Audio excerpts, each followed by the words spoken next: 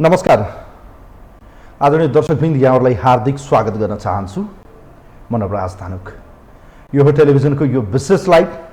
विशेष सन्दर्भमा हामी देशको समग्र राजनीति विषयवस्तु र विकसित घटनाक्रमको बारेमा सही र सठिक विश्लेषण गर्ने प्रयास कार्यक्रममा गर्दै आएका छौँ। विशेषतः यतिखेर सबै राजनीतिक दलहरू अब चुनाव केन्द्रित बनेका छन् र चुनावमा कसरी जाने, आन्तरिक रणनीति बनाउने, उम्मेदवार कसरी चयन गर्ने, कस्ता व्यक्तिलाई चाहिँ उम्मेदवार बनाउँदा आफ्नो पक्षमा चाहिँ जित निकाल्न सकिन्छ, यो आन्तरिक छलफल परामर्श र रणनीतिमा सबै राजनीतिक दल, प्रमुख राजनीतिक दलहरूको यतिखेर केन्द्रीय समितिको बैठक, केन्द्रीय कमिटीको बैठकहरू बस्दै गरेका छन् र बसी पनि रहेको छ। खास गरी यो चुनाव आएसँगै नेताहरू गाउँ बस्ती घर घरमा पुग्ने र एक किसिमको आश्वासन, एक किसिमको घोषणापत्र, म्यानिफेस्टो लिएर जनतालाई आश्वासन बाँड्ने गरेको धेरै लामो उदाहरणहरू र धेरै विगतदेखि नै यो एक्सर्साइज हुँदै आयो। तर जनताको व्यवस्था परिवर्तन भए पनि जनताको अवस्थामा खासै परिवर्तन आएन भन्ने एउटा दुखेसो बेला बखतमा रह्यो र यसको प्रमुख जिम्मेवार नेपालका मेजर दलहरू नै हो। र यतिखेर सत्ताको नेतृत्व कांग्रेसले गरिरहेको छ। कांग्रेस यतिखेर गठबन्धनको नेतृत्वमा रहेको यो 5 दलीय गठबन्धनको नेतृत्वमा सरकार झन्डै झन्डै 8 महिना बितिसकेको छ।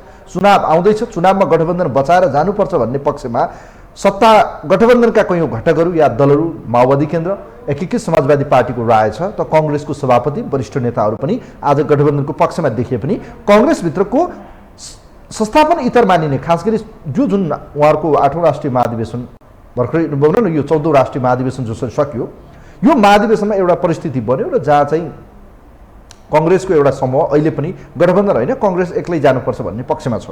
यस्तो परिस्थितिमा अबको निर्वाचनमा कांग्रेस कसरी प्रस्तुत हुन्छ?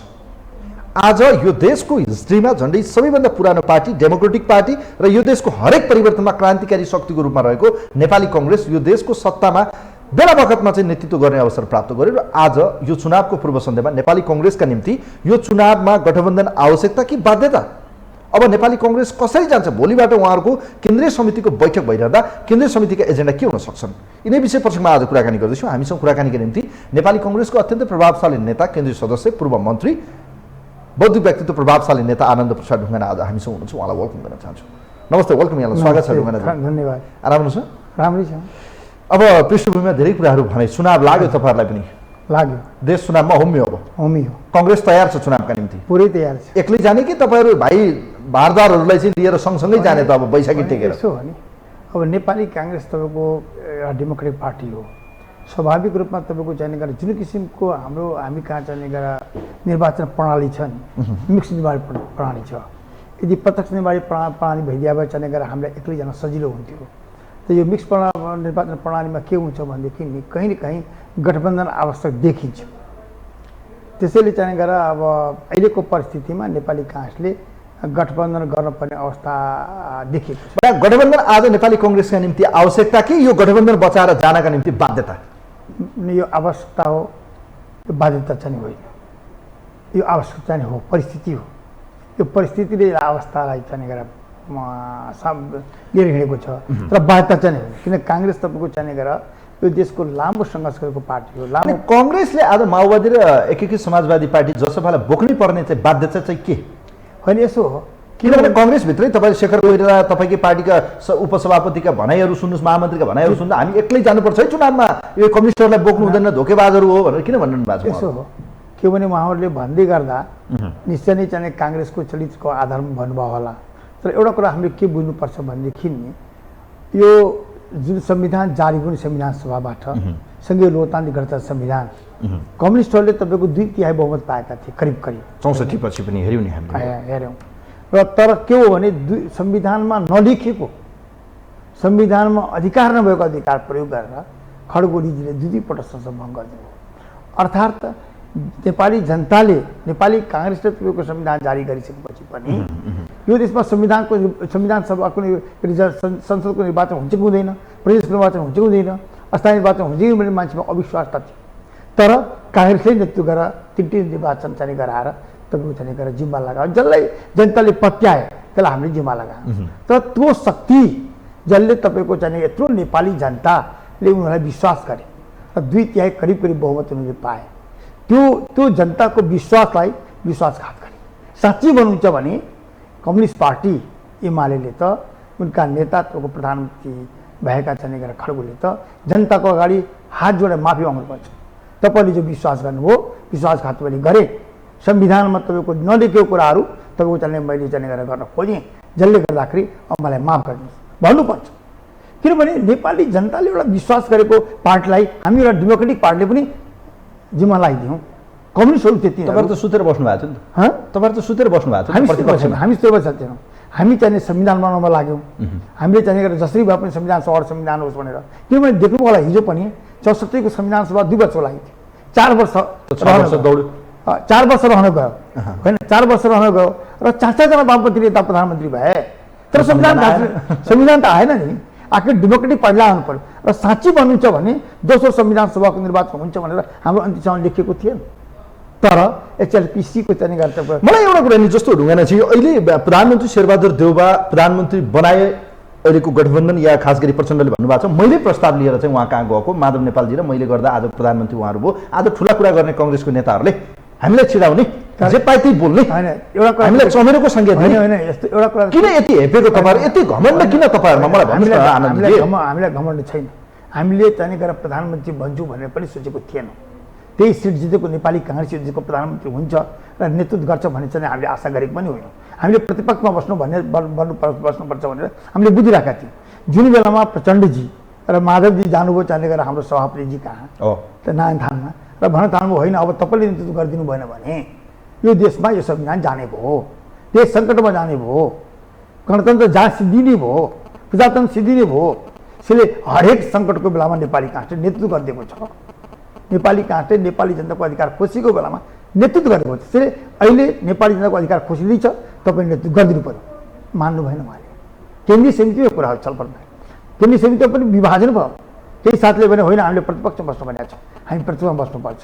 केही साथीले भने होइन राष्ट्रमा सङ्कट परेको बेला काङ्ग्रेस जेल बसेको छ फाँसी चढेको छ बलिदान दिएको छ र अहिले यत्रो ठुलो 70 वर्षको इतिहासमा पहिलोपल्ट नेपाली जनताले संविधान सभाबाट संविधान पाए र यो संविधान जाँदैछ। त्यसैले कुनै पनि परिस्थितिमा नेपाली काङ्ग्रेसले हामी तपाईँको चाहिँ राम्रो काम नगर्न सकौँला तर नेपाली जनतालाई जिम्मा लगाएको चाहिने जुन चाहिने के अरे संविधान र नेपाली जनताले जुन हामीले जिम्मा लगायौँ त्यो नेपाली जनतालाई चाहिँ उनले धोका दिए कम्युनिस्ट पार्टीले त्यसलाई चाहिँ गरेर नेतृत्व गरेर चाहिँ फेरि नेपाली जनतालाई जिम्मा लगाउने काम हामीले गर्नुपर्छ भनेर प्रस्ताव पास भयो। अनि हाम्रो सभापति गएर चाहिँ गरेर प्रधानमन्त्री बन्यो। त्यही त यो गुण लगाएको पार्टीको लागि किन तपाईँको पार्टीका नेताहरूले किन तथा नाम गर्ने त्यो तपाईँको गर्ने होइन त्यो तपाईँको चाहिँ न प्रचण्डजीले गुण लगाएको हो न तपाईँको चाहिँ न माधवजीले गुण लगाएको हो।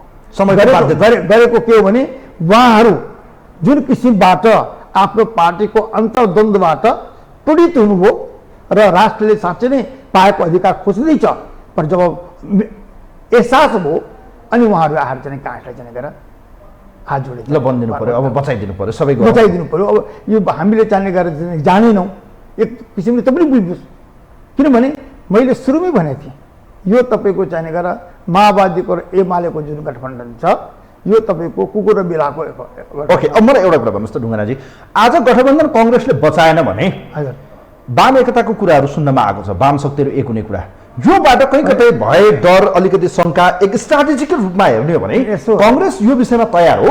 अब हामीले चाहिँ यदि यो हातमा आएका गठबन्धन या भनौँ कम्युनिस्टहरू उहाँहरू आएर त तपाईँहरूसँग सत्ता रहिरहन्छ भोलि भागभण्डा गर्दा तपाईँहरूलाई फाइदै हुन्छ होला भने कङ्ग्रेसभित्र आज दुविधा के छ भने हामी होइन गठबन्धन गर्नु हुँदैन है आज कम्युनिस्टहरू फुटेका छन् हामी जित्छौँ हामीसँग बहुमत आउँछ हामी बहुमतसहित जितेर आउँछौँ भन्ने एउटा तह छ एउटा तबका छ तपाईँको पार्टीभित्र।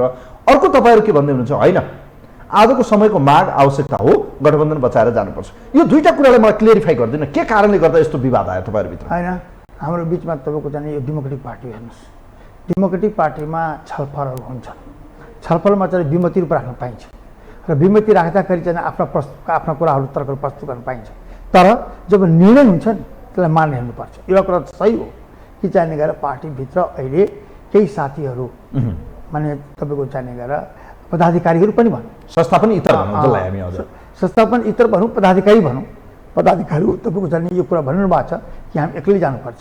उहाँहरूको पनि सुझाव कुनै नराम्रो होइन तर परिस्थितिले तपाईँको चाहिँ किनभने अब यो राष्ट्रमा सधैँ राष्ट्रले तपाईँको चाहिँ गएर संविधान बनाउनेमा तपाईँको ट्रायलमा देश जाने अब एउटा परिस्थिति हामीले स्थिर सरकार त बनाउनु पर्यो नि, स्थिर देशलाई राजनीतिक रूपमा अस्थिरता त दिनु पर्यो नि, अब समृद्धि नेपाल परिक्रमा गर्नु पर्यो नि।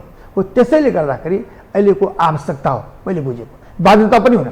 काङ्ग्रेसलाई बाध्यता छैन कसैसँग तनिखेर गठबन्धन गरेर प्रचण्ड र माधव नेपाललाई बचाइदिनु अब काङ्ग्रेस अब बलिको बोका बन्नु भन्ने उहाँहरूलाई पनि बचाउनु पनि होइन। यो भाषा पनि हामी युज गरौँ, किनभने उहाँहरू पनि तपाईँको चाहिँ डेमोक्रेसीको लागि लामो समयसम्म सङ्घर्ष गर्नुभएको व्यक्तिहरू हो। उहाँहरूले पनि यो महसुस गर्नुभयो कि हिजो जुन गठबन्धन हामीले गऱ्यौँ त्यो अपवित्र रहेछ। तपाईँहरू एक्लै चुनावमा जान किन डराएको त? एमाले भनेको छ, एमाले के भनेको छ भने काङ्ग्रेस पनि सिद्धियो, अब काङ्ग्रेस पनि एक्लै भन्न थाल्नु। त्यो त खड्गोलीजी के भनिदिनु, उहाँलाई कति घमण्ड भयो कि चाहिने गएर के अरे त्यो मैती घरको मण्डेलामा चाहिने गएर फोर चिप्केर बस्छ काङ्ग्रेसमा। तर आज उहाँले भन्नु परेको छ कि काङ्ग्रेस साँच्चै नै त्यसमा रहेछ। उहाँले भन्दाखेरि भन्नु चाहिँ कस्तो उहाँले बोल्दाखेरि एउटा नेसनल लिडरले यस्तो भाषा बोल्न मिल्दैन, 23बाट म 13 झारिदिन्छु। 13मा सक्नुहुन्छ? भन्नुभएको सक्नुहुन्छ? म प्रश्न गर्न चाहन्छु उहाँलाई। अब काङ्ग्रेस 23बाट 13 होइन, अघिल्लो सरकार पनि काङ्ग्रेसको भन्छ, अघिल्लो सरकार पनि काङ्ग्रेसले बनाउँछ।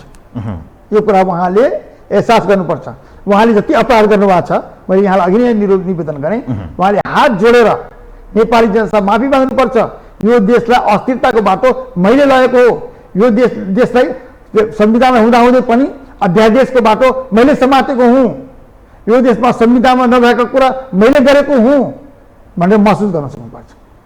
तर खडगोलीले अहिले पनि महसुस छैन त्यो कुराको। तपाईँले हिजो हेर्नुभयो उहाँहरूको केन्द्रीय कमिटीको बैठकमा उहाँले एउटा रिपोर्टिङ गरिरहनु भएको छ। प्रत्येक प्रदेशमा 1 नम्बर प्रदेशमा 85 सिट, उहाँले सबै देशै मेरो भयो भने पनि हुन्छ नि त, यो देशै मेरो भयो भने पनि बहुमत चाहिँ 1 नम्बर पार्टी बनाउँछु भनेर उहाँले भन्नुभयो। त्यो त परिस्थितिले जनताले देखाइदिला नि त, जनताले भन्ला नि त तिमीलाई हिजो दिएको 2 तिहाई के गर्यौ सोध्ला नि त जनताले।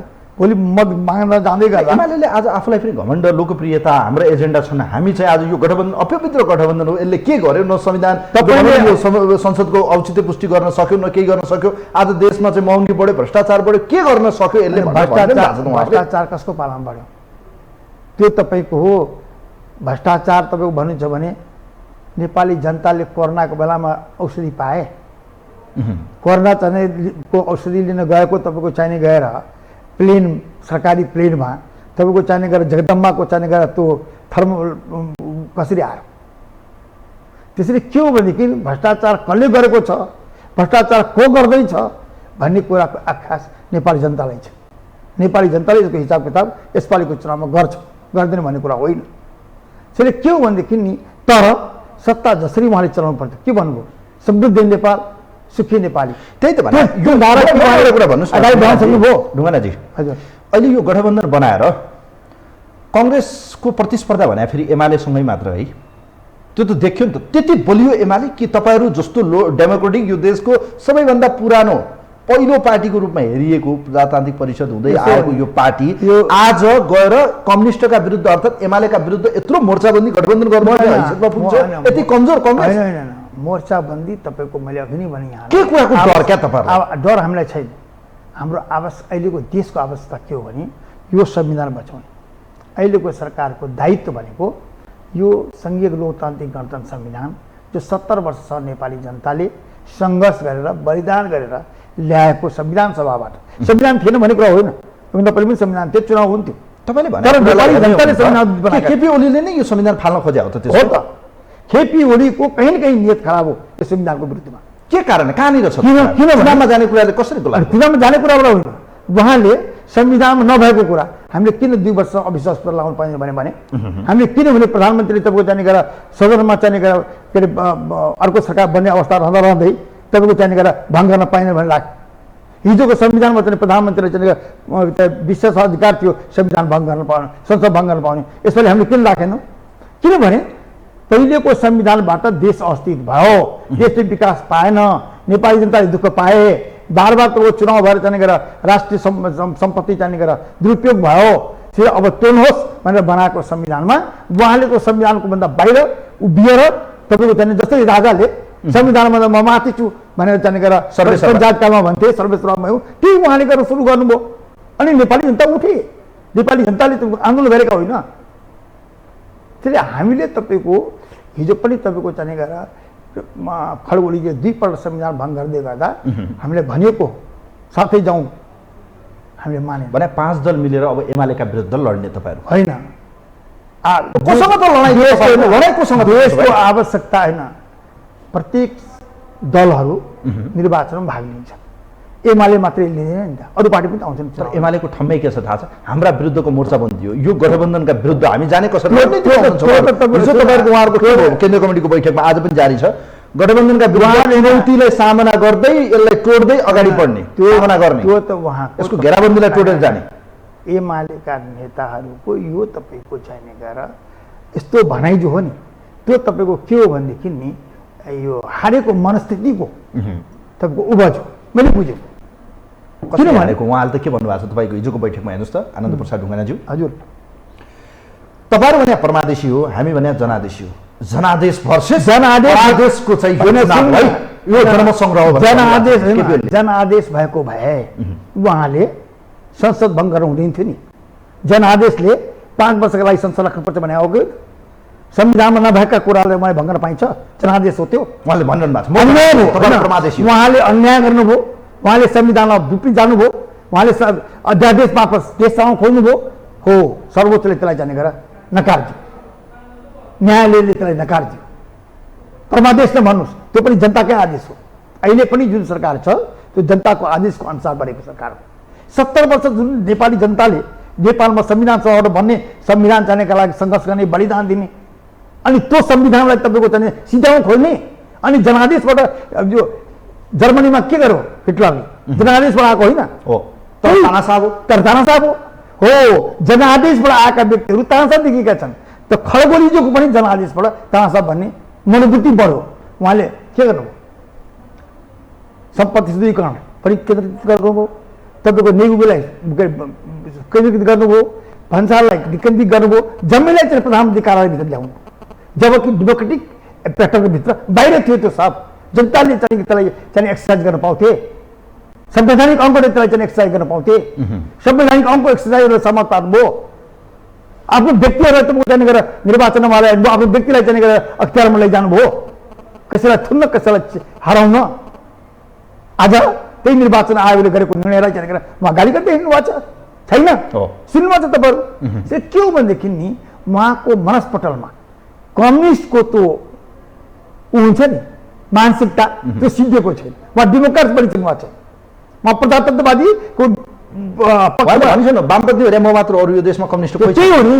वामपन्थी भनेको वही हो, उहाँले चाहेको चाहिँ डिक्टेटरसिप हो, कम्युनिस्ट शासन व्यवस्था चाहिँ हो, जहाँ तपाईँको चाहिँ अरू पार्टी अरू चाहिँ गएर जनता रहन पाउँदैन। उहाँका पार्टीका नगर कमिटीका अध्यक्ष नै तपाईँको नगरपालिकाको अध्यक्ष हुन्छ, मेयर हुन्छ। अहिले ढुङ्गानाज्यू जस्तो अहिले हेर्ने हो भने विभिन्न चुनावी आमसभाहरू भइरहेका छन्। हजुर, यो गठबन्धनलाई बडो चुटकी काट्दै उहाँ हिँडिरहनु भएको छ, तपाईँले देखिरहनु भएको छ। कुनै पनि कसरत बाँकी रखिरहनु भएको छैन तपाईँहरूलाई घोषपेच गर्न, चुटकी काट्न, तपाईँहरूलाई चाहिँ हदैसम्मको उहाँले चाहिँ प्रहार गरिरहनु भएको छ। गठबन्धन यस्तो भयो त्यस्तो भयो, जनताको बिचमा उहाँले चिर्दै हिँड्नु भएको छ। अब मलाई भन्नुहोस्, चुनावमा हिँड्दैछ देश चुनावमै बन्दैछ, उम्मेदवार चयन गर्ने प्रक्रिया छ, तपाईँहरूको भोलिबाट केन्द्रीय समितिको बैठक छ, एकैछिनमा आउँला म। अब यस्तो परिस्थितिमा एमाले सोचे अनुरूप जुन उहाँहरूको हिजो प्रस्ताव गरिएको र एक किसिमको उहाँहरूले रिपोर्टिङ गरे अनुसार देशैभरिमा हामी पहिलो पार्टी बन्ने र विभिन्न प्रदेशको तथ्याङ्क उहाँहरूले सार्वजनिक गरेसँगै हामी यो स्ट्यान्डमा आउनुपर्छ र योभन्दा अझ बेहतर भएर जानुपर्छ अथवा योभन्दा उत्कृष्ट भएर हामी जानुपर्छ भन्ने तथ्याङ्क राखिरहँदा त्यो तथ्याङ्क उहाँहरूले पार गर्नुभयो भने त तपाईँहरू 5 दल मिलेर पनि पारै गर्न सक्नुहुन्न होइन। तथ्याङ्क तपाईँको तागत सत्ताको रापताप होइन होइन। हामी हेर्नुहोस्, हामीले तपाईँले नेपाली काङ्ग्रेस देख्नुभयो होला, नेपाली काङ्ग्रेसको सभापति अन्तिम सरकारको प्रधानमन्त्री चुनाव हार्नु भएको छ कि छैन? त्यसैले के हो भने हिजो गिरिजाप्रसाद कोइराला प्रधानमन्त्री भएको एकाउन्टले चुनाव हार्नु भएको छ, हो कि? त्यसले काङ्ग्रेस तपाईँको चाहिँ आज हामी सरकारमै थियो यो चुनाव लाग्ने, तर हामी चाहिने गरेर त्यही सिटमा आउँदाखेरि पनि हामीले स्वीकार गरेर चाहिँ जनताको म्यान्डेटलाई स्वीकार गरेर छोडेका छौँ। त्यसले के हो भनेदेखि नेपाली काङ्ग्रेस तपाईँको कहिले पनि घमण्ड गर्छ हो, जनताको चाहिने गरेर अधिकारका लागि लडाइँ लड्छ, बलिदान दिन्छ। तर उहाँहरूको के देखिन्छ भनेदेखि कहिले पनि जनताको पक्षमा काम गरेको केही देखिँदै तर उहाँले भन्नुभएको छ त मैले त काम त्यो त देखेँ। गिनिज बुकमा नाम निकाल्नु पनि अझ कम पुग्छ अरे क्या, त्यो लेख्न पनि त्यो त मैले भने नि यति धेरै काम छ, प्रचार गर्न थाल्नु भएको छ, मैले यो गरे त्यो गरे भने उहाँको घोषणा पत्र आउँदैन, होइन, अब सुन्नु न, थाहा पाइहाल्नु नि त त्यो त नि। घोषणापत्र- यो धराधारदेखि रानी त्यही हो। पूर्व पश्चिम मैले- हुलाकी सडक मैले बनाएको मैले भन्नु के यसो नि, भयो। इलाम पुगेर भन्नु भएन हुलाकी सुन न, सडक मैले महाली सडक मैले सुन न, मेरन्चीको पानी आउनुभन्दा पहिले नै उहाँले आफ्नो ट्र्याक लगाउनु भयो। धरारा तपाईँको जानेगरमा चढ्नुभन्दा जनताले चढ्नुभन्दा पहिले नै उहाँले जानेगर आफ्नो ट्र्याक लगाउनु भयो। उहाँले तपाईँको के गर्नुभयो भनेदेखि नि काम गर्न बाँकी छ, काम हुन बाँकी छ, तर चाहिँ गएर आफ्नो नाउँ टाँसाउनु यो देशमा जसरी चाहिँ तपाईँको जानेगर उहाँ के अरे रसामा तपाईँको चाहिँ बाँसहरूले लेडिनहरूले गरे नि, अब जित्दैछ स्ट्याचु खडा गरिदियो, त्यही गर्न खोजेको उहाँले, त्यही गर्नुभयो। उहाँले एकै दिन यहाँ बसेर ट्विट गरेर यति हजार किलोमिटर सडक बन्यो भने भनिदिनु भन्यो, छैन भनेको यति हजारजना अस्पताल बन्यो, 700 कति अस्पताल बन्यो भन्यो, छ भनेको छैन। त्यसले के हो भनेदेखि मनमा मनगढन्त पुरा गरेर तपाईँको झन् विकास भयो भनेर भन्नु, त्यो आफ्नो लागि आत्मसन्तुष्टि हुन सक्ला, तर नेपाली जनताले त्यो कुरा स्वीकार गर्दैन र स्वीकार भएको पनि छैन, स्वीकार हुँदा पनि हुँदैन। त्यसले के हो भनेदेखि नि मैले देखेको एमाले तपाईँको खालि गलत प्रचार गरेर हौवा दिएर तपाईँको विभिन्न कुरा गरेर तपाईँको जाने गरेर उसले जनतालाई जनताको त्यो के भन्छन् त्यो तपाईँको जाने गरेर साइकोलोजिकल तपाईँको जाने गरेर ट्रिटमेन्ट गर्न खोज्छ। त्यसले जनता अब जनता भुलिँदैन।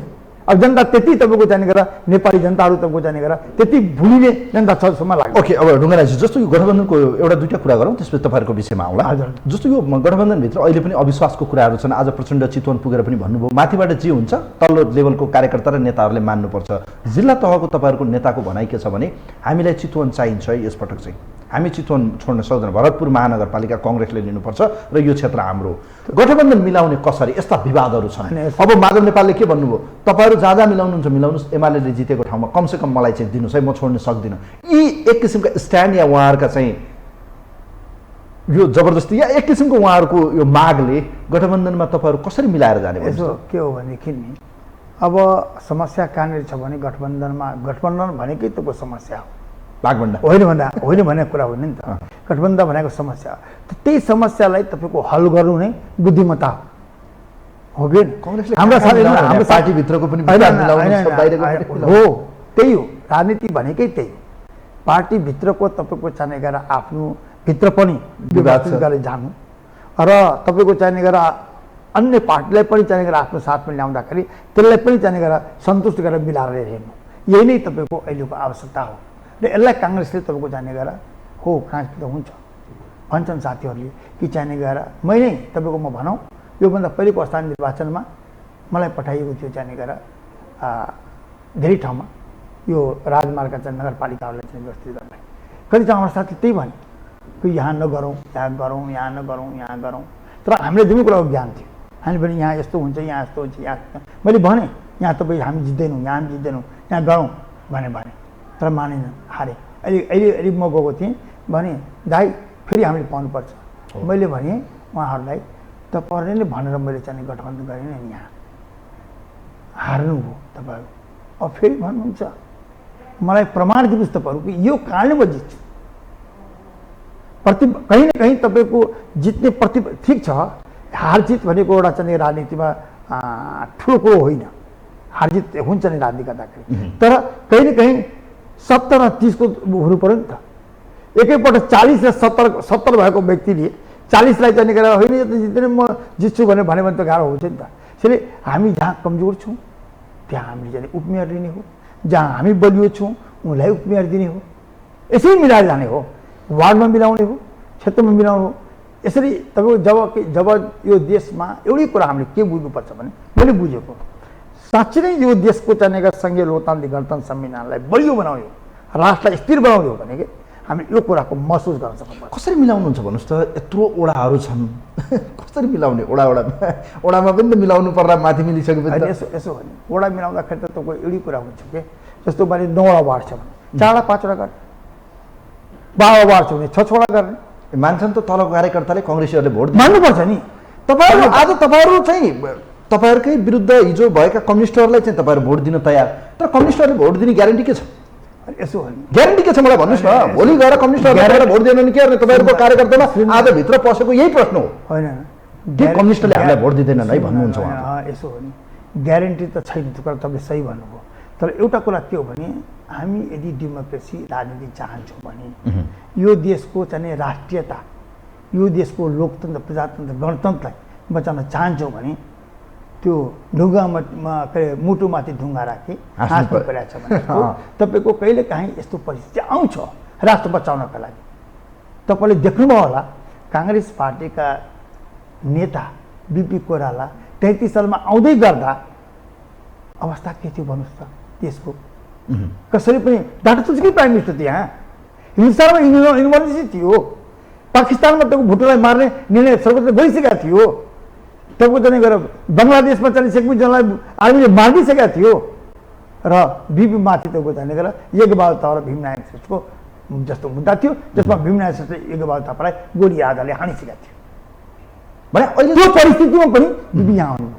त्यसै के हो भनेदेखि नि कहिले काहीँ राष्ट्रका लागि, डेमोक्रेसीका लागि आफूलाई हुमी दिनुपर्छ र काङ्ग्रेसको अवस्था यही हो। तल तल कार्यकर्ताहरूको मन यसप्रति आउँछ त? त्यो हामीले भन्न सक्नुपर्छ। कार्यकर्ताले तपाईँहरूले गठबन्धनमा चाहिँ यो विषय छलफल नहुँदै 1 महिना अभियान गरिरहँदा यसले तपाईँहरूलाई कहाँ पुर्याउँछ भन्नुहोस्? होइन यसो छ नि, अब तपाईँको के भने नेपाली काङ्ग्रेसका कार्यकर्ताहरू तपाईँको अबुझ छैन जान्नुहोस्। आज न तपाईँको यति मिडियाहरू छ होइन, सोसल मिडिया त्यतिकै छ, तपाईँको चाहिँ टेलिफोन छ, मोबाइल छ, त्यो सबै थोक छ नि। हिजो तपाईँको हामीले काम गर्दै गर्दा गणेश मानजीले यहाँ भनेको कुरा एउटा मान्छेले गरेर सुनाइदिएपछि हामी गाउँको हडताल गर्ने थियो, विराटनगरमा हडताल भइसक्यो थियो। यस्तो भन्नुभयो, यस्तो गरे, यस्तो भन्नुभयो, हामी यस्तो गर्नुपर्छ। अब आफूले पनि हामी लगाउँछौँ गर्न। त्यसैले अहिले हामीले पनि त्यही गर्नुपर्छ। यो राष्ट्र बचाउनका लागि, यो राष्ट्रलाई चाहिँ राष्ट्रियता बचाउनका लागि र तपाईँको चाहिँ समृद्ध नेपाल बनाउनका लागि संवैधानिक राजनीतिक आन्दोलन सिद्धियो अब आर्थिक आन्दोलन गर्नका लागि हामीले चाहिँ अगाडि बढ्नुपर्छ।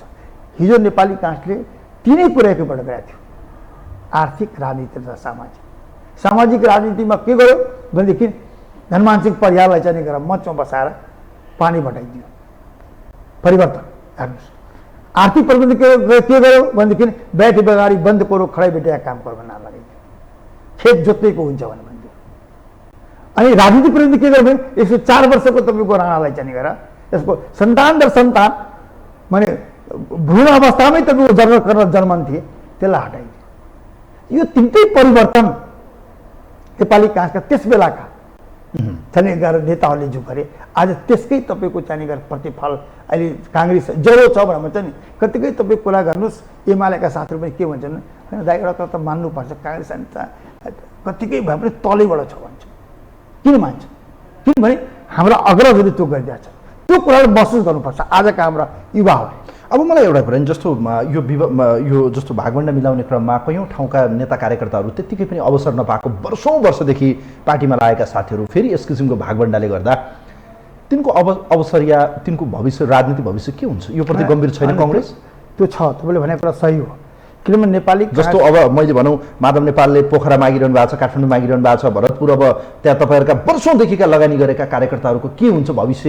अब अन्य क्षेत्र विराटनगरको भविष्य के होला? तपाईँहरूले लिए भने त्यहाँ के होला? यी विषयमा किन काङ्ग्रेसले चाहिँ आफ्नो आत्मसमीक्षा गर्ने? भोलिबाट तपाईँहरूको केन्द्रीय समितिको बैठक छ हो होइन, हामी समीक्षा गर्छौँ, गर्दैनौँ भन्ने कुरो होइन। हाम्रो लामो सङ्घर्ष गरेका कार्यकर्ताको सुरक्षा हामीले गर्नुपर्छ, उहाँहरूको योगदानको कदर पनि हामीले गर्नुपर्छ, उहाँहरूलाई सम्मान पनि गर्नुपर्छ, गर्नु पर्दैन भन्ने कुरा होइन। त्यसलाई हामी कहिले पनि कहीँ पनि त जाने गरेर त्रुटि हुन दिन्नौँ। मैले बुझेको अनुसार र सवाल के माधव नेपाली यहाँ माग्नुहुन्छ, प्रचण्डजीले यहाँ माग्नुहुन्छ भन्ने भन्दै गर्दाखेरि पनि उहाँले पनि महसुस गर्न सक्नुपर्छ कि चाहिने गएर कहाँ कसलाई कसरी गर्दाखेरि राम्रो हुन्छ भनेर बुझ्नुपर्छ कि हिजोको परिस्थिति अब छैन। अहिले परिस्थिति साँच्ची भन्ने हो भनेदेखि राजनीतिक रूपमा तपाईँको जाने गरेर सबैको परिस्थिति तपाईँको जाने गरेर त्यति बलियो होइन। अब त्यो परिस्थितिलाई हामीले महसुस गरेर राजनीतिमा त के हुन्छ भने सभापतिले भन्नुभएको देउबाजीले माओवादी र काङ्ग्रेस मिल्दा पनि माधवजी तपाईँहरू यो एमालेसँग नभ्याइने ठाउँमा तपाईँ माग्दै हुनुहुन्छ, कसरी जित्ने भन्नुहोस् त भनेर आधार माग्दै हुनुहुन्छ क्या उहाँले। तर माधव नेपाल भन्दै हुनुहुन्छ मलाई 2टा महानगरपालिका चाहियो। होइन त्यो त इच्छा त सबैले राख्छ। हाम्रो साथीभाइमा पनि त चाहिने गरेर अहिले हामीले सारा आफ्नो निर्वाचन भन्नु हाम्रो त वर्ष दिनुभयो। फागुनमा हामीले सुरु गरेको अब वीरगञ्ज जसपाले माग्दैछ, भरतपुर तपाईँको माओवादीले माग्दैछ, काठमाडौँ तपाईँहरू लिने कि अब के अरे तपाईँको उहाँलाई छोड्ने, पोखरा के गर्ने, विराटनगर के गर्ने, यी 6-7 वटा चाहिँ तपाईँहरूको महानगरपालिका के गर्ने? यसो हो नि, अब त्यसलाई त हामी म्यानेजेबल त गर्छौँ। भने महानगरपालिकामा कङ्ग्रेस एमाले जसपा जाने, उपमहानगरपालिकामा उहाँहरूलाई 1 सिट बढी दिने, त्यही हो तयारी अब? होइन, त्यसरी जान सकिन्छ? त्यस्तो पनि अहिले हामी भन्न मिल्दैन। हामीले चाहिँ छलफल गर्ने, छलफलको आधारमा तपाईँको चाहिँ किनभने अहिले परिस्थिति देखिया छ नि, कहाँ कसरी जान गाड्न सजिलो हुन्छ देखिया छ। त्यो परिस्थितिमा कहीँ न कहीँ तपाईँको हामीले म्यानेजेबल गरेर जानुपर्छ। किनभने हामीले एउटै कुरा के गर्नुपर्छ, कसैले पनि मेरो गोरुको भारी टेका भन्न मिल्दैन।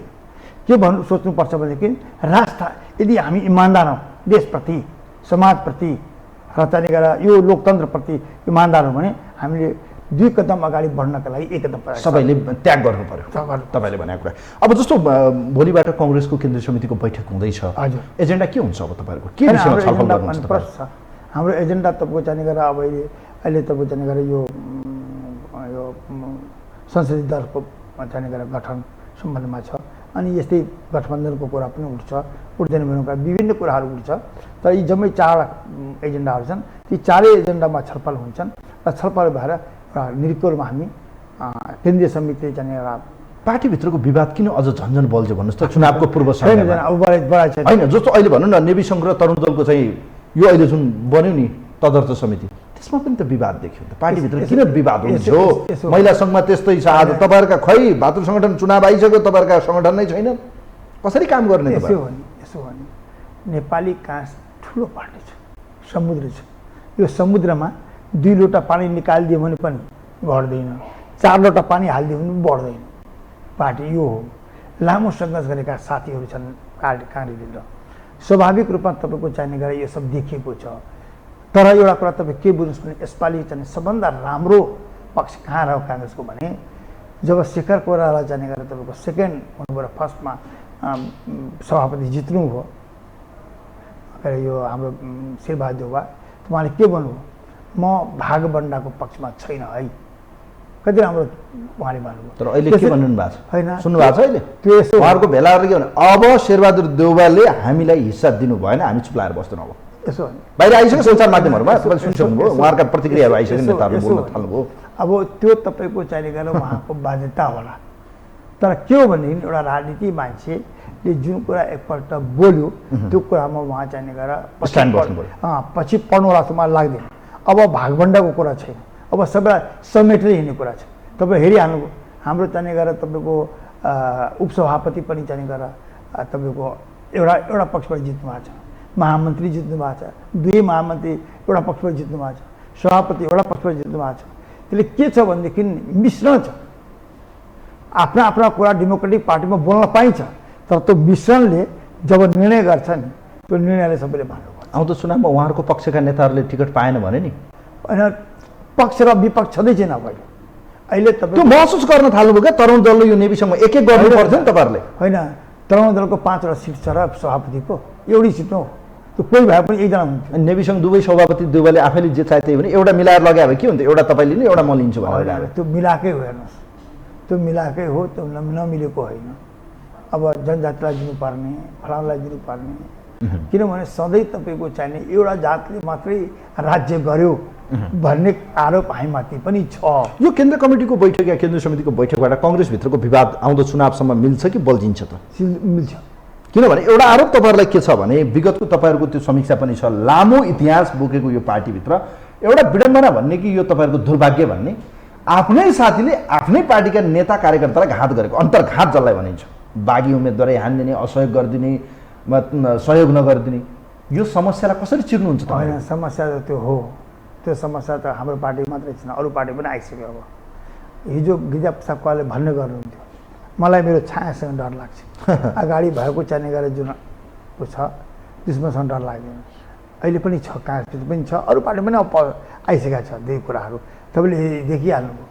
तपाईँको चाहिने गरेर उसमा राष्ट्रिय सभामा तपाईँको चाहिने गरेर जितेको, तपाईँको चाहिने गरेर सरकारको चाहिने गरेर त बहुमत छ, जित्छ अर्को पार्टी, अर्थात् सरकारको चाहिने गरेर एमालेको बहुमत छ, जित्छ कलम, त्यो छ कि छैन? त्यसले त्यो सब छ, अहिले पनि छ। तर त्यसलाई चाहिँ गरेर कहीँ न कहीँ म्यानेज गर्नुपर्छ। त्यो म्यानेज गर्दै गर्दा साथीहरूलाई भन्न सक्नुपर्छ हामीले यो देशको चाहिने गरेर आवश्यकता अनुसारको यो परिस्थिति हो, यो सधैँ यो परिस्थिति रहँदैन। एकपल्ट तपाईँ हामीले चाहिने गरेर यो राष्ट्रियतालाई, प्रजातन्त्रलाई, लोकतन्त्रलाई बलियो बनाउन सक्यो भने भोलि तपाईँको लड्दै पढ्दै भए पनि यो देश चल्छ। हाम्रै पालामा सबै थोक हुनुपर्छ भन्ने जरुरी छैन। राष्ट्रले त्यो उसको बेलामा पहिलो संविधान सभा निर्वाचनमा म जब चुनावमा टिकट पाएर जान थालेँ अनि गिजाले भने गिजाए अब आन्दोलन भइरहेछ तराई मधेसमा त हामीलाई हेलिकप्टर पठाउँदै हुनुहुन्छ, प्रहरीको चाहिँ सुरक्षामा हामी नमिसन गर्छौँ, अनि के चुनाव हुन्छ त? भएको चुनावको मान्यता हुन्छ त? ज्ञानीले पनि चुनाव गराउनु भएको थियो, ज्ञान सरकारले पनि गराएको थियो, तपाईँको चाहिने गरेर नगरपालिकाको चुनाव मान्यता भयो, अनि कसरी हुन्छ? अनि उहाँले एउटै कुरा भन्नु, हेर्नु शाहजी, काङ्ग्रेस जित्दैन, यो कुरा मलाई थाहा छ, तर आज मैले संविधान सभा निर्वाचन गराइनँ भने जसरी 7 सालपछि संविधान सभा निर्वाचन गराउने भन्दा पनि 70 वर्ष लाग्यो, नेपाली जनताले दुःख पाए, त्यस्तै संविधान सभा निर्वाचनै हुँदैन, संविधान सभा संविधान आउँदै यसरी यो रिस्क काङ्ग्रेसले लिनुपर्छ। गिरिजाबाबुले भन्नुभयो। अनि त्यहाँबाट त ऊ चाहिँ के हो भनेदेखि हामी गयौँ, हामी साँच्चै नै उहाँले मिलाइ छाड्नुभयो। मधेस केन्द्रीय दल पनि चुनावमा आयो नै, चुनाव लड्यो। त्यसले के देखिन्छ भने राष्ट्रमा सङ्कट आएको बेलामा नेपाली जनताको इच्छा के हुन्छ भने यी नेता मिल्ने हुन्थ्यो भन्ने हुन्छ, र त्यसको तपाईँको विपरीत तपाईँ जानुभयो भने फाले हुन्छ। मानिलिनु जुन साथीले अहिले हामी मिलाउन खोजौँला, हामीले चिनेको छैन, हामीले बुझाएको छैन, हामीले जानेको छैन। किन प्रचण्ड गत 74 को चुनावमा स्थानीयसम्म त तपाईँहरूको तालमेलै थियो, त्यसपछि त तपाईँहरूको गठबन्धनको सरकारहरू फुत्त छिरेर एमालेसँग वाम गठबन्धन गरेको बिर्सिनुभयो। त्यो त्यसो अहिले त्यो सम्भावना छ कि छैन? बाहिर फेरि एउटा कुरा नि, जस्तो घनश्याम भुसाल, रघुजी पन्त या त्यहाँभित्र रहेको एमालेको भित्र रहेको साथीहरू या उहाँहरूका पार्टीका नेताहरूले पनि भनिरहेको सुनिन्छ पनि, बाहिर हामीसँग पनि कोही सञ्चार माध्यम हिजो पनि यही कुर्सीमा बस्दै रामवीर मानन्दरले भन्दै हुनुहुन्थ्यो कि वाम गठबन्धन हुनसक्छ, प्रचण्डलाई प्रधानमन्त्री बनाउन सक्ने सम्भावना पनि छ भन्दै हुन्थ्यो। सम्भवतः लाग्छ 15 गतेपछि एउटा सिनेरियो आउँछ, अर्थात् चीनको विदेश मन्त्री नेपाल भ्रमण सकिएपछि या विष्णु पौडेल चीनबाट नेपाल फर्किसकेपछि एउटा परिस्थिति आउन सक्छ। यो विषयमा तपाईँ कति गम्भीर हुनुहुन्छ? हुनसक्छ सक्दैन? यस्तो कुरा भन्नुभयो तपाईँले। एउटा कुरा के बुझ्नु पऱ्यो भनेदेखि होइन, साँच्चै नै नेपाली जनता विदेशीको इसारामा चल्ने हो त? साँच्चै नेपाली राजनीतिज्ञहरू विदेशीको इसारामा चल्ने हो त? यदि साँच्चै नै विदेशीको इसारामा चलेको भए राष्ट्र रहन्थ्यो आज। किन बिपी कोइराला आउनु पर्यो? सिक्किम गइसकेपछि आएको होइन। अनि राष्ट्रवादी को हो यो देशको थाहा छ कसैलाई? तर जहिले पनि हामीले आरोप लागिरहेको यो भारतीय दलाल हो। तर भारतीय दलाल हामीलाई भन्ने, तर को भारतीय दलाल हो हामी बुझ्छौँ नि त। जुन कम्युनिस्ट आफूलाई भन्छ हामी चाहिँ राष्ट्रवादी हौँ, तर पनि हामीले चिनेको छौँ, तिनीहरू पनि कहाँ कहाँ जान्छन्। अनि तपाईँले अहिले भनिहाल्नुभयो विष्णु पौडेल आएपछि, अब उहाँ के अरे चिनको विदेश मन्त्री आएपछि, विदेश मन्त्री आउनुहुन्छ, एउटा तपाईँको चाहिने गरेर मित्र राष्ट्रको चाहिने विदेश मन्त्री आउनुहुन्छ, उहाँले चाहिने यहाँ सहयोग गर्नुपर्ने कुराको चाहिने गरेर सरकारसँग कुरा गर्नु होला, नेताहरूसँग भेट्नु होला, तपाईँहरू चाहिने गरेर देशलाई व्यवस्थित गरेर हिँडिदिनुहोस्। स्वाभाविक उहाँलाई आफ्नो देशको चिन्ता होला, सुरक्षाको चिन्ता होला। त्यो चिन्तामा चाहिँ नेपालले प्रष्ट भाषामा भनेको छ कि हाम्रो भूमिबाट कसैलाई पनि चाहिँ हामी चाहिने गरेर कसैको विरुद्धमा चाहिने गरेर नेपाल राजनीति नजिकबाट हेर्नु भएको छ, उमेरको यो उत्तरार्धमा पनि हुनुहुन्छ, राजनीतिमा बडो अनुभव पनि छ आनन्द प्रसाद ढुङ्गानाज्यू। यो खास गरी बेला बखतमा चिनिया विदेश या चिनिया राजदूतको सक्रियता हुने बित्तिकै नेपालमा कम्युनिस्टहरूमा अलिकति ऊर्जा बढी आउने भइहाल्छ क्या हो भने राजनीति वृत्तमा यो किसिमको हल्ला कसरी आउँछ या यसमा रियालिटी कति छ? त्यो त यसो हो नि, त्यो त महेन्द्रकै पारा महेन्द्रले पनि तपाईँको चाहिने गएर डेमोक्रेसीलाई चाहिने गएर तपाईँ कमजोर पार्नका लागि, शासन चलाउनका लागि कहिले चीनलाई चाहिने गरेर को चाहिने हतियार बनायो, कहिले इन्डियाको हतियार बनायो। आज जुन प्रब्लम छ नि हाम्रो बिचमा प्रब्लम हो, त्यो मानसिकता अलिक पनि हटेको छैन। जबसम्म हामी म राष्ट्रवादी हुँ, मैले राष्ट्रका लागि लड्नुपर्छ, डेमोक्रेसीका लागि लड्नुपर्छ भन्ने भावना हामीमा हुँदैन, तबसम्म राष्ट्रले चाहिँ पोलिटिक्स गर्न सक्दैन। यो कुरा त आजदेखिको होइन, तपाईँको 17 पुष 1 गतेको दिन नै यो बीजारोपण यो देशमा भएको हो। र त्यो विदेश मन्त्रीको लगत्तै भ्रमणपछि तपाईँको पार्टी सभापति एवं सम्माननीय प्रधानमन्त्री शेरबहादुर देउवा चैत्रको 18 गतेदेखि अर्थात् आउँदो साता भारतको 3 दिने भ्रमणमा जाँदै हुनुहुन्छ, सद्भावना भ्रमण या भारतको निम्तोमा नेपालको, अनि योभन्दा पहिले यसलाई कसरी हेर्ने? अनि योभन्दा यसले पनि त चुनावमा तपाईहरु के स्ट्र्याटेजी होला? उहाँको भ्रमण तपाईँको पहिले नै थियो, कोरोनाका कारणबाट चाहिँ गएर जानु भएन उहाँ, होइन? त्यसैलाई चाहिँ कन्टिन्युटी मात्रै गरेको होला। स्वाभाविक रूपमा चाहिँ गएर चीन पनि हाम्रो पडोसी हो, तपाईँ हिन्दुस्तान पनि पडोसी हो, स्वाभाविक तपाईँको चाहिँ हाम्रो भेटघाट संयोग हो कि यो के हो? चीनको विदेश मन्त्रीको लगत्तै फेरि भारत जानु? त्यो त यसो हो नि, त्यो त तपाईँको चाहिँ गएर एउटा भनाइ छ कि के अरे स्याल कराउ के चितुवा कराउनु बाख्रो हराउनु भने मात्रै हो, तर त्यो होइन। तपाईँको चाहिँ उहाँको कार्यक्रम पहिले पनि थियो, त्यही कार्यक्रमको निरन्तरता मात्रै हो, अरू केही पनि होइन। अब एउटा स्वाभाविक रूपमा नजिकको राष्ट्रहरूसँग अहिलेको परिस्थितिमा देशमा जुन अवस्था। मैले एउटा अन्तिम प्रश्न राखेँ ढुङ्गानाज्यू, तपाईँ राजनीतिको एउटा बौद्धिक व्यक्तित्व, धेरै अनुभव तपाईँसँग छ, राजनीतिक व्यवस्था परिवर्तनको खातिर आजको मितिसम्म पनि इमान्दार, स्वच्छ र कङ्ग्रेसभित्र एउटा नैतिकवान नेतामध्ये तपाईँ पर्नुहुन्छ। व्यवस्था परिवर्तन तपाईँले गर्न सफल हुनुभयो, तर आज जनताको अवस्था हेर्ने म्यादी प्रहरीमा त्यस्तै छ, विदेश जानेहरूको लर्को त्यस्तै छ, महँगी भ्रष्टाचार त्यस्तै छ, व्यथितिमाथि व्यथिति, असुरक्षा त्यस्तै छ, समाज कतातिर फस्यो जस्तो लाग्छ। हामी राजनीति मात्रै गर्दैछौँ तर देश र जनताका निम्ति किन सोचेनौँ भनेर एउटा महत्त्वपूर्ण प्रश्न देश कहाँ पुर्याउँदैछौँ हामीले ढुङ्गानाज्यू? होइन, तपाईँले बडो राम्रो प्रश्न राख्नुभयो। कहिलेकाहीँ हामीलाई पनि लाग्छ, किनभने लामो समयसम्म जेल बस्दै गर्दा देशकोमा भोलि परिवर्तन भएपछि यो अवस्था होला भन्ने कल्पना हामीले गरेका होइन। हामीले तपाईँको चाहिँ यो देशमा तपाईँको चाहिँ हामी एमपी होला, मन्त्री बनौला, त्यो पनि कल्पना गरेको थिएन। हामीले चाहिँ हाम्रा अग्रजहरूले पनि डेमोक्रेसीको लागि चाहिँ आफ्नो योगदान गरे। हामीले गरेको योगदानले पनि भोलिका सन्ततिले नेपालमा चाहिँ गएर एउटा डेमोक्रेसीको चाहिँ गएर औला भन्ने मात्रै गरेको। तर सौभाग्यवश भनौँ हामी बाँच्न पुग्यौँ। हाम्रै सँगै सुतेका साथीहरूले चाहिँ गएर सरकार पञ्चायतका कालका सरकारहरूले गोली हान्थ्यो। हाम्रा नेताहरूले त चाहिँ गएर हिन्दुस्तानको चाहिँ मधुबनीमा गोली हान्थ्यो, सर्वोपसाक कोराला हुन्थ्यो। हाम्रो नेताहरू त चाहिँ तेजबहादुर अहमद रक्सौलमा गोली हान्थ्यो। त्यो सब हुँदाहुँदै पनि हामीले के सोच्यौँ भने हामीले पनि गोली मारिदिन्छ, तर त्यसमा परिवर्तन हुनुपर्छ है भनेर लाग्यो। आज कहिलेकाहीँ हामी जब सोध्छौँ किन यो अवस्था रह्यो भन्दाखेरि कहीँ न कहीँ गडबडी त्रुटि हामीमा रह्यो।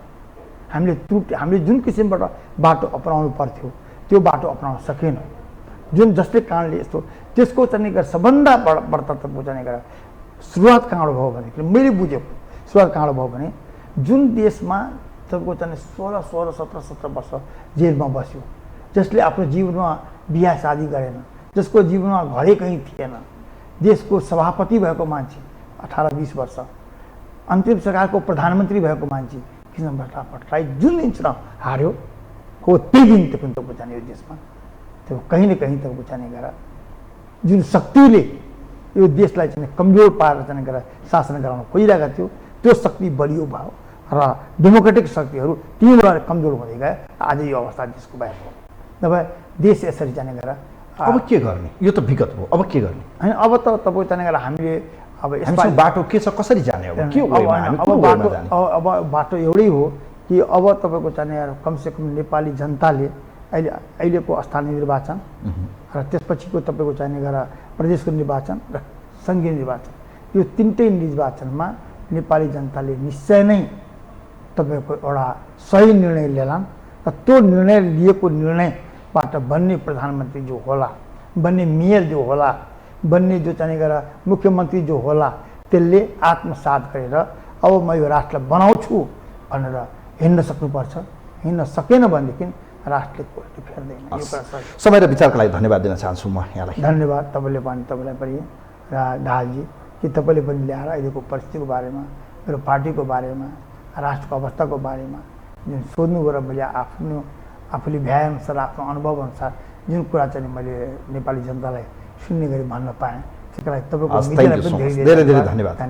आदरणीय दर्शकवृन्द, यो विशेष लाइभ विशेष सन्दर्भमा हामीसँग नेपाली कङ्ग्रेसका नेता, पूर्व मन्त्री, प्रभावशाली व्यक्तित्व, आजको यो विशेष अङ्कमा आनन्द प्रसाद ढुङ्गाना हामीसँग हुनुहुन्थ्यो। विकसित यो राजनीतिक घटनाक्रम र अहिले गठबन्धन कसरी बचाउने, कसरी लग्ने, कङ्ग्रेसको आन्तरिक रणनीति र बाह्य रणनीति कस्तो बनाउँदैछ कङ्ग्रेसले र भोलिबाट उहाँहरूको बस्न गइरहेको केन्द्रीय समितिको बैठकले गठबन्धनलाई कसरी लग्छ, आउँदो निर्वाचनमा कङ्ग्रेसको स्ट्राटेजी के हुन्छ, चुनावमा उहाँहरूले कस्ता उम्मेदवारलाई अगाडि सार्दै हुन्छ, र यो विषम परिस्थितिको निकास के हुन सक्छ लगायतको विषयमा हामीले कुराकानी गऱ्यौँ। कार्यक्रम हेरिदिनु भयो, यहाँप्रति आभार व्यक्त गर्दै यो विशेष सन्दर्भ विशेष लाइभबाट आजका लागि अतिथिसँगै कार्यक्रमबाट म पनि बिदा हुन्छु। नमस्कार।